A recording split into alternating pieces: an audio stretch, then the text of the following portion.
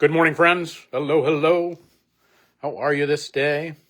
Hope you're doing great on this morning with all the beauty that comes with it, and these early March days. Everybody's doing great, and there is goodness in your midst. Some folks coming along here. So just want to remind everybody about movie night on Friday. We have a fun movie coming up, the North Avenue Irregulars. It's a 1979 Disney movie. How fun is that? So it is actually a true story about a little town in New York that the mob decides to take over or move in on. And the church ladies of the little local Presbyterian church decide that that's not acceptable. And so, as you may imagine, hilarity ensues. So it is, it's a great little film. And we're going to gather at 5:00 and have some pizza, have some popcorn, and movie will kick off by 5:30 or 6, somewhere in there. So I hope you can make it out on Friday. Good morning, friends. Hey, John, glad you're here. Hope New Hampshire is keeping you well. Vicky, good morning to you. Hey, Karen, glad you're here. Good morning, everyone. So, good morning, good morning.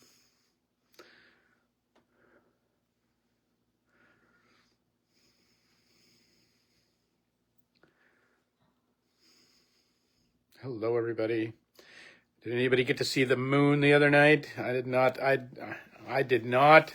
It was not coming out to play, or maybe I wasn't. It was cold. And I was like, I've seen the moon before.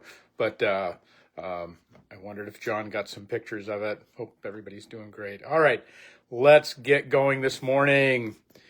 It is the 4th day of March at this 11:11, and I'm glad you're here and glad you're on the journey with us, that wherever you might be found, you might know that God's love and God's grace is with you. This morning I want to talk about disappointment. Life is filled with disappointment. It is filled with it. I woke up this morning and I saw snow, and I was disappointed that that I'm ready for the snow to be gone. That this morning, and that we can look at the world, and we can look at, we only need to look at a news headline and look at how disappointing the world has become, and I'm tongue in cheek as aware of how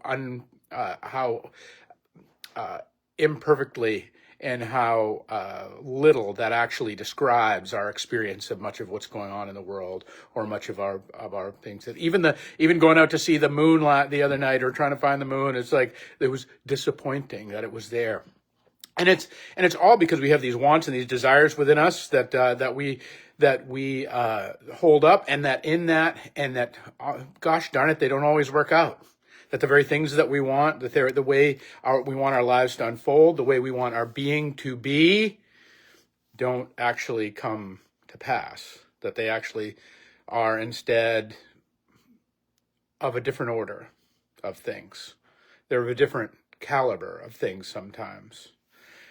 In the 34th Psalm, that buried kind of in the middle of the 34th Psalm, there is this gem of a teaching that David offers, and it's this.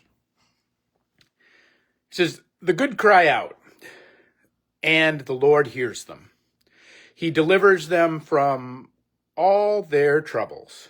The Lord is close to the brokenhearted and saves those who are crushed in spirit."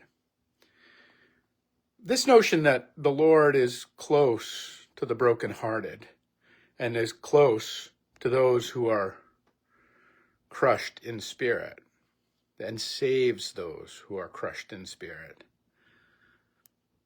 It's one of those notions that we listen to and we say, oh, well, that briefs well, right? That sounds good. I like that.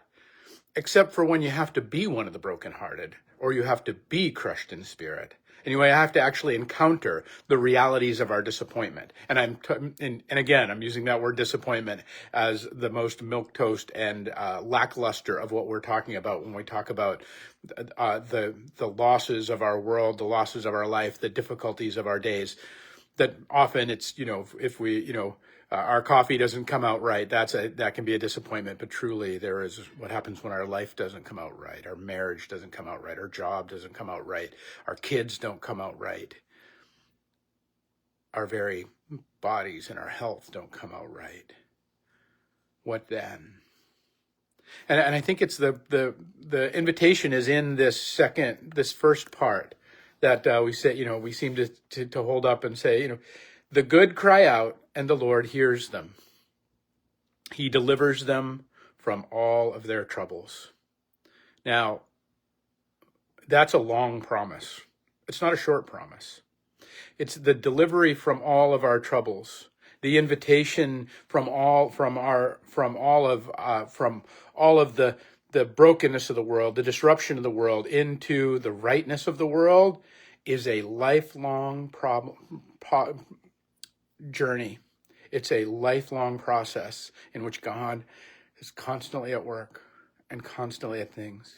That so many of the ancients, so many of the medieval mystics, so even today, when we talk about things in terms of pilgrimage. We talk about them often in terms of a climbing of the mountain. And that if you've ever been on a climb, or you've been on a walk, or if you've ever gone to the grocery store, you understand there is an unfolding in that journey. There is a walk through tight woods where you can't see anything. There is a walk through open glades where you actually get to peek and see that you've actually made some elevation and you can see a little ways. There are places in which the climb becomes hand over hand and becomes a struggle. And there are points in which we find companions along the road to share our burdens and to share our joys and to share our load. And that in all of it, there is this constant step by step unfolding that happens in our lives. And it is true for our spiritual lives as well.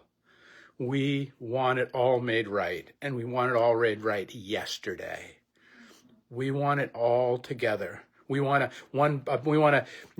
like the old game shows, back in the old 80s game shows, and you win a new car, and the doors go back, and there's the car with the big bow on it, and everybody's like, yay, I won the car. Like, we want to win the car. We want every day to be winning the car. We want every day to be this lottery win of our existence. And that, friends, is just not the spiritual path. It's just not the way. And because in so many ways, it's just not real. Because the car is going to go out and get dented up. You're going to have to insure the thing. You have to still deal with all of the contentions of the world. We're still going to have to walk it out, even in the basis of the most banal and boring things of life. So hear the psalm again. The good cry out, and the Lord hears them. He delivers them from all their troubles. The Lord is close to the brokenhearted and saves those who are crushed in spirit. So my invitation to you is, when your hearts break, understand that on this journey, Christ has come close to you. That on this moment, when you're feeling like there is nothing left to bear and there is no other way to bear it, that in fact your spirit is crushed, the chances are that that's probably a spirit that needed crushing anyway.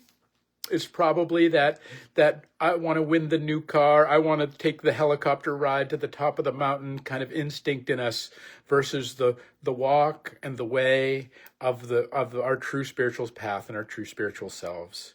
That has already declared the fact that God has already heard us and is already holding us in the palm of his hand. God is already making things right. Just because we're not experiencing it yet doesn't mean that it is not true. Just because we haven't stepped into it yet doesn't mean it hasn't happened. That in many ways life can be like this. Life, it really is like this beautiful banquet that has been prepared, this incredible meal that is set in the dining room table, and we're working through the house on our way to the great banquet, on our way to the great feast, on our way to the place where all things have been made right and all things are well. And so the invitation is to cry out. This is it. How are we to handle these things? Cry out. Take your best self and cry out and say, God, what are you doing with this? And he will hear you. God, deliver me from this. And he will.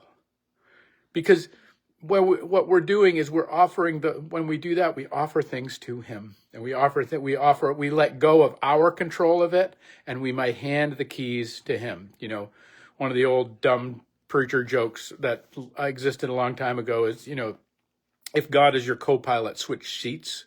That this notion that we who we're more than happy to be informed by the wisdom of the ancients, but be informed by God, but we really don't want to let go of the wheel.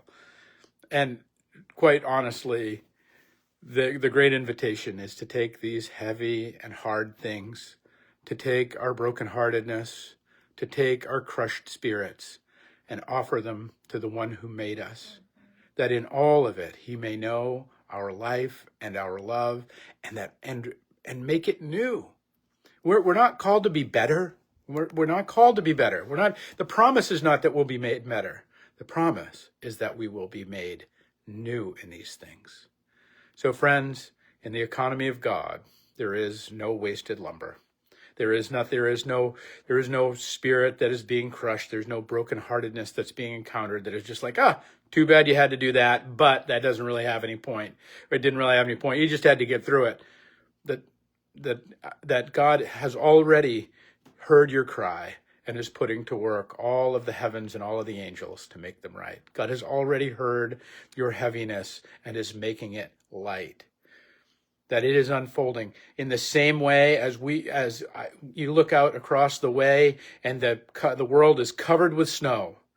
But we all know underneath that snow are tulip bulbs that are and daffodils that are rising to life even as we speak. Even as we speak, they are coming. And so our invitation to understand that the snows will melt, the sun will rise in the sky, and the flowers will bloom once again. All right, friends, this is my hope and my promise for all of you in these days ahead. I hope that you will let your brokenheartedness and let your crushed spirits be mended by God. Peace and grace to you all, for we are in a world that so desperately needs it. And we'll pick it up tomorrow with another 11:11.